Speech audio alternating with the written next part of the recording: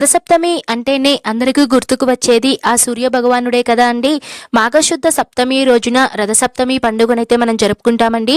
ఈ రోజున మన పురాణాల ప్రకారం రథసప్తమి రోజుని సూర్య భగవాను జన్మదినంగా అయితే జరుపుకుంటూ ఉంటామండి. ఈ రథసప్తమి రోజున ప్రత్యేకంగా మనము ఎరుపు రంగు పుష్పాలతోనూ ఎర్రటి అక్షింతలతోనూ సూర్య భగవాను పూజిస్తే చాలా మంచిదండి.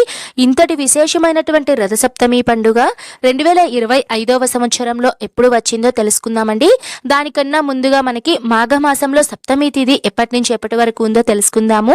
స్వస్తి శ్రీ చాంద్రమానేన శ్రీ క్రోధినామ సంవత్సరం ఉత్తరాయణం శిశిర ఋతువు మాఘమాసం శుక్లపక్షం సప్తమి తిథి వచ్చేసి ఫిబ్రవరి 4వ తేదీ మంగళవారం రోజున తెల్లవారుజామున 4:38 నుంచి ఫిబ్రవరి 5వ తేదీ బుధవారం రోజున తెల్లవారుజామున 2:31 వరకైతే మనకి సప్తమి తిథి అయితే ఉంటుందండి.